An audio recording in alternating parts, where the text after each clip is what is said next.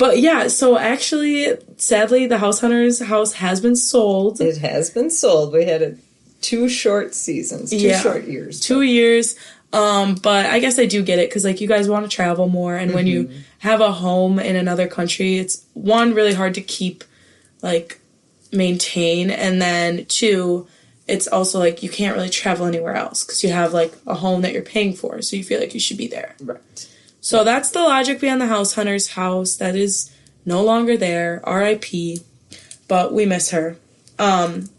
Next question. How and why are you guys so close? Is there anything you have hid from her? Do you think I've ever hid anything from you? Or snuck out of the house or anything? Ooh, boy. No, I think you've hid some things, but I think it's very small in comparison to how many things sometimes we go, hey, Maddie, maybe you should keep that stuff to yourself. I'm probably too open. A little bit, yeah. Do you think I've ever snuck out of the house? I want to say, part of me wants to say, I hope you did, but without me knowing. But no, I guess if I had to answer, I'd say, no, I don't think you ever snuck out of the house. Did you? I didn't. No. The boogeyman's out there. Yeah. Why would you? First of all, you think I'm going in that basement at night? Hell no. There's creatures down there. I don't know. I guess for me, like, I would just say I'm sleeping. If I want to be out late, I would, A, tell you that I was going to be out late, or B, I would just sleep at a friend's house, and then it wouldn't really matter, because if I was out late, I didn't need to sneak out, because I was already gone. Yeah, I guess I never really You had a pretty darn good life. Yeah, that was pretty fine. I didn't think you needed to go through No need to sneak out. But anyway, so how or why are you guys so close? I don't really... I feel like we've always been pretty close. Like, especially, like, my end of high school, we got really close. But I feel like we've gotten way, way closer, like, once I went to college. Almost. Well... What's interesting is the dynamics you and I have are so different from the dynamics of my mom and I. So I'm going to say, to answer that question, the reason is probably your personality. I think you know how you tend to be like your parents, whether you want to or not. You just, you are what you learn, and so you teach it. But I feel like you were always so outgoing and so open and very sentimental and very sincere with your emotions and honest, that there was no here's one thing, like, I've never talked to my mom while she was on the toilet or in the bathroom or in the shower. That my mom locked that door. I'm always you on the other hand, I'm dying to come in, like, oh crap, Maddie's up, and I did not lock the door. She's coming in whether I want her to or like, not. Oh, good morning. You're like, Maddie. I'm like, Maddie, can I have some privacy? And she's like, no, you're fine. I don't mind. It's like, oh, God, maybe I do. Don't worry about it. It was forced on me. Yeah, I don't know. I think we just, like, then you just enjoy doing things together, and, like, I don't know. Car karaoke is really karaoke is probably one of my joys. Probably what brought us together. And then, so best memories growing up. So I have a couple. Honorable mention, though, when you would lock us out of the house. When you would lock us out of the house because we needed to be outside. And once again, stories that end differently. I felt like we were out there for hours. Nick and I just picking strands of grass because we were just like, God, when will we be allowed back in? Your little faces would be pushed up against the patio doors just with a sad whining kind of, I'm hungry. You'd make up stuff. I need the bathroom. Yeah. I need a snack. I'm so thirsty and so hot out here. It'd be like the timer was set at 20 minutes. You two can stay outside for 20 minutes. Yeah. Your dad built that nice big swing set. Use it. You had all these toys in the garage and in the backyard and slip inside pool, or not a pool, but a play set, and it's like all you want to do is be inside. Yeah, well, that's tough. Yeah, I don't know. I have a lot of memories of, like, maybe this is why I am the way that I am, of, like, our family, like, you're coming down for dinner and there's always music going and everybody's always singing, and I feel like that's, like, memories of us, like, singing and dancing and, like, cooking dinner together is, like, where I have, like, that was, like, what came to my mind. Said childhood memories. A lot of Will Smith, too. Yeah, Summertime. Yep. I was just going to say that. If you don't know that song, look it up. It's a good one. Next question. What's it like being responsible for Mike Girl? Ooh. How do you feel? I think it's awesome. I think, you were meant to speak your piece, speak your mind. Mm-hmm. No, there's a better phrase for it, but I think you're going to be good at, all my mic activities. Yeah. You've had an opinion for a long time. Yeah, now finally I get a platform. Speak, girl.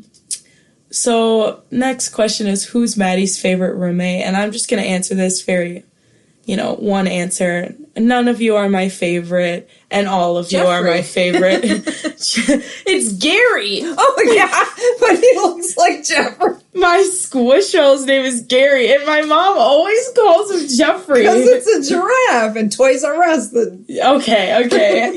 Yep. Once again, we've had this conversation. Okay. Sorry, Gary. Gary is over there feeling disrespected. Change your name. Yeah. I'll file the paperwork. So, fave or proudest moment of Maddie? Ooh, I have one just popped in my head. And you'll know the title of what it was, but when you did dance routine for distinguished young women. Yes. Women. It's kind of like a pageant, but if you call it a pageant, they'll stake you.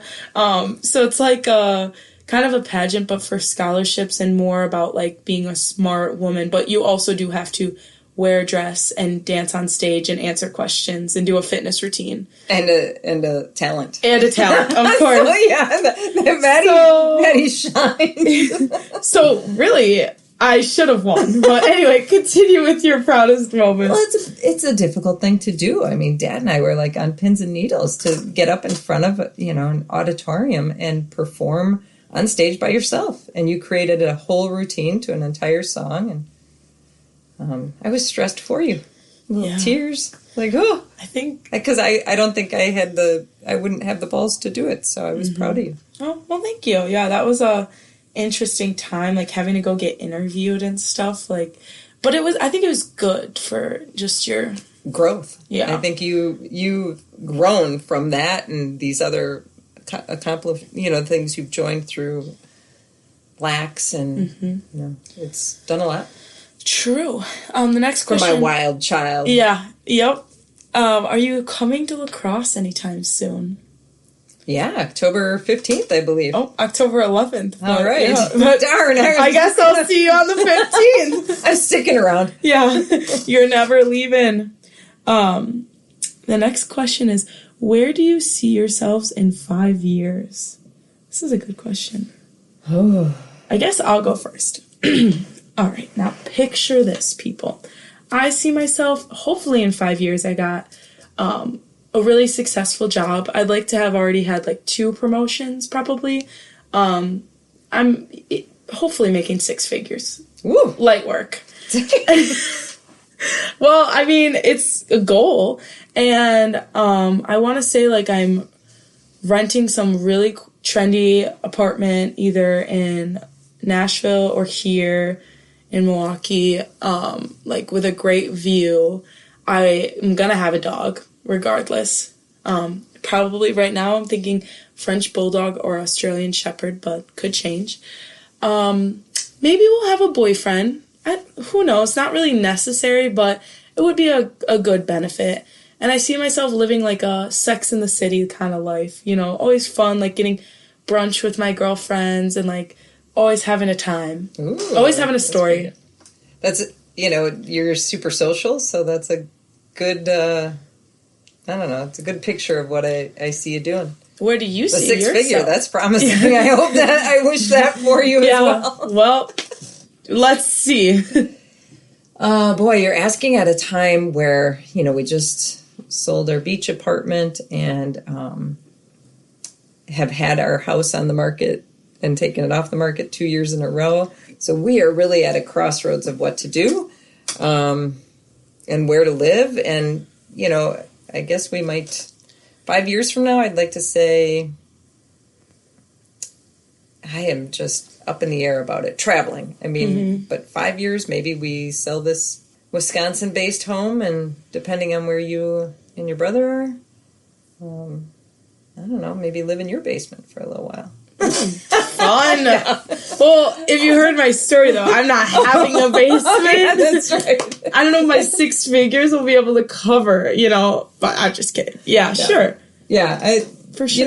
I don't know. I don't see myself making any big changes, just more travel. Gotcha. How was Maddie as a baby?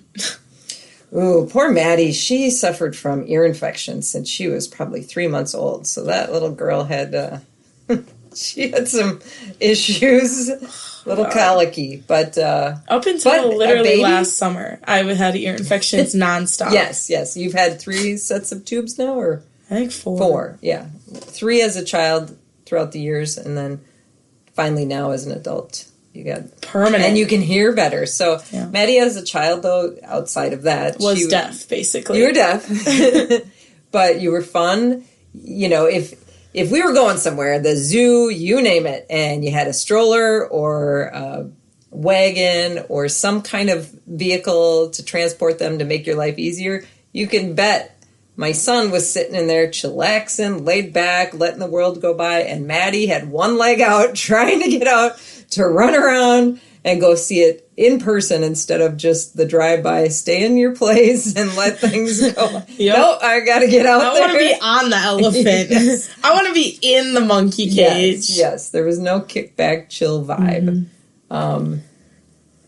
A couple little things I was remembering when you were a child. You loved books. Books versus anything else. And stuffed animals were a close second.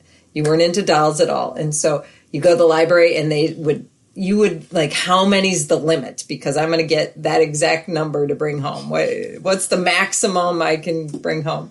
And you would fall asleep and have these stacks of books around you. And then being the social girl that you are, if you were in your room and you were forced to read, you didn't want to be alone, so you would take all your stuffed animals and line them up and read to them. You'd be schooling them on all kinds of stuff.